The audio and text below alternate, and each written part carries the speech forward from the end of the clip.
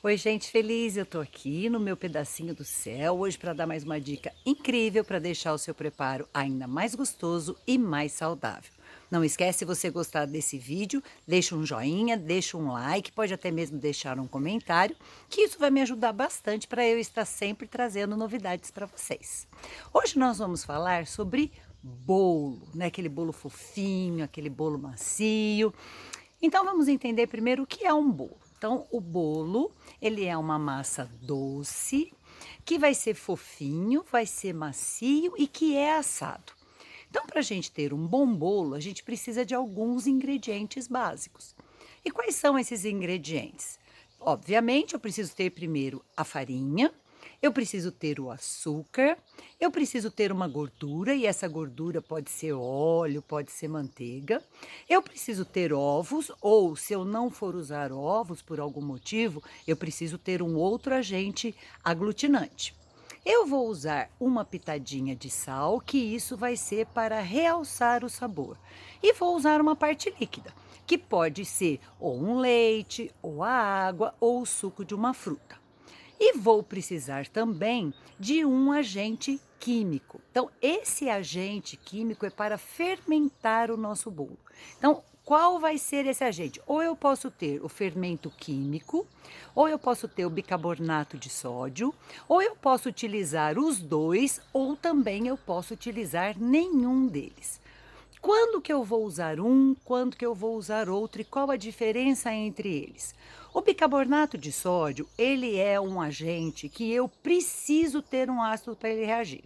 Ou seja, toda vez que tiver bicarbonato de sódio no meu bolo, eu vou precisar de um ácido. O que é esse ácido? Ou é um vinagre, ou é um limão, ou é um soro do leite. Por quê? Porque ele só vai começar a agir se ele tiver em contato com o ácido. E normalmente é um bolo que eu não queira que cresça muito. Por quê? Porque ele tem uma fermentação que já começa fora do forno. E quando ele chega no forno, ele vai ter o final do seu crescimento. Então, ele não vai ser um bolo que vai crescer muito.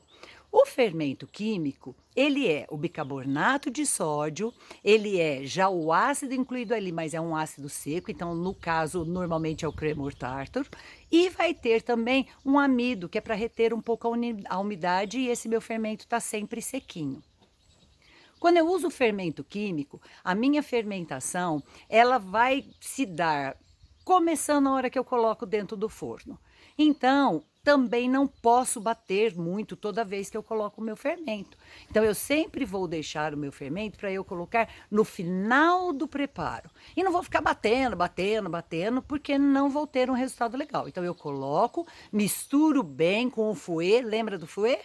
Misturo bem com o fouet, ou se você estiver batendo na batedeira, nunca use a batedeira para bater o fermento. Você mexa com uma espátula ou você mexa com o fouet, que vai ser ideal para você ter bem a homogeneização. Muitas vezes eu preciso usar os dois. Tem receita que vai pedir o fermento químico e vai pedir o bicarbonato. Quando isso acontece? Quando a força que eu vou ter do bicarbonato não vai ser suficiente para fazer com que o meu bolo cresça. Então eu vou precisar de uma ajudinha a mais. Então eu vou usar também o fermento. E muitas vezes eu não preciso de fermento nenhum, que é o caso que acontece muitas vezes com o paneló. Então, o que acontece ali? Eu vou usar as claras em neve, porque aí as claras em neve, ela vai fazer com que o meu bolo expanda, ou seja, com que meu bolo cresça. Um outro detalhe importante é que a gente pode ter massas cremosas e massas areadas. As massas cremosas, elas são massas mais pesadas e as massas areadas, elas são massas mais fofas e mais leves. Na massa cremosa, eu vou misturar o açúcar com a manteiga. Depois eu acrescento os ovos, depois eu venho com a parte líquida e por último eu vou acrescentar a minha farinha com o fermento. Numa massa areada, eu já vou misturar o ovo com o açúcar, ou muitas vezes a gema com o açúcar. Depois é que eu vou acrescentar a minha gordura, depois é que eu vou acrescentar a parte líquida e depois é que eu vou acrescentar a farinha e muitas vezes nem o fermento, se eu vou usar a clara em neve. Então, esses são os ingredientes fundamentais para que o seu bolo fique de uma forma perfeita na hora que ele estiver assado. Um outro ponto super importante é a temperatura do forno. Toda vez que você for assar um bolo, o seu forno tem que estar pré-aquecido por pelo menos 15 a 20 minutos. Então, a hora que eu vou começar a preparar meu bolo, eu já acendo meu forno. Normalmente uma temperatura de 180 graus. E não esqueça de preparar todo o mise en place. Lembra que nós já vimos em vídeos anteriores? Então, se você não assistiu, assista. Prepare tudo direitinho e seu forno já vai aquecendo. Um outro detalhe é sobre untar a sua forma.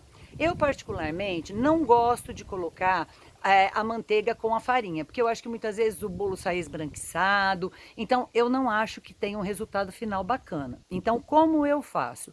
Eu sempre unto com manteiga, às vezes tem pessoas que untam com óleo também, ou usa desmoldante, mas eu sempre vou colocar um papel manteiga no fundo. Então eu corto sempre o papel manteiga na grossura, no tamanho da minha forma e vou colocar no fundo. Mas eu vou untar também o meu papel manteiga, porque às vezes a qualidade do papel manteiga que você tem não é muito boa e eu não quero que meu bolo grude de hipótese nenhuma. Então isso você vai ver que você não precisa passar farinha, seu bolo não vai grudar, ele vai soltar e vai ficar 10. Uma outra coisa importante é nunca abra o seu forno antes de 20 minutos do seu bolo estar assando. Por quê? Porque nesses 20 minutos é o tempo que vai levar para o fermento agir, para o bolo começar a crescer e depois ele só vai cozinhar por dentro. Se você abrir o bolo antes, se você abrir seu forno, o que vai acontecer? Seu bolo pode murchar, sua massa pode solar. Então, nunca abra seu forno com menos de 20 minutos. E quando você for abrir, você abra lentamente para que esse ar vá entrando aos poucos e não dê um choque muito grande na minha massa do bolo. Uma outra coisa que é importante você saber, isso aí ó, é uma dica sensacional que eu vou te dar agora. Muitas vezes o seu bolo cresce e fica que nem um ovo em cima. Dependendo do bolo que você vai fazer, por exemplo, quando eu faço um bolo na forma de pudim, aquela forma de buraco, eu acho bonito, eu gosto que o bolo tenha esse leve volumezinho que fica essa barriguinha por cima. Eu acho um charme, eu acho que mostra uma rusticidade, então eu gosto bastante. Eu nunca viro o bolo ao contrário para ficar a parte reta.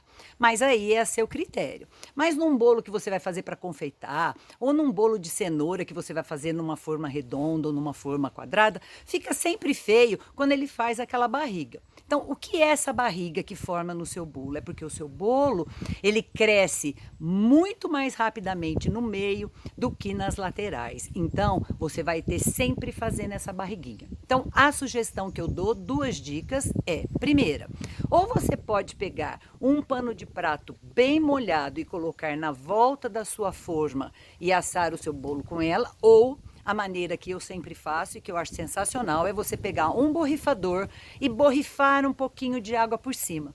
E aí você vai ver que seu bolo nunca mais vai fazer uma barriga.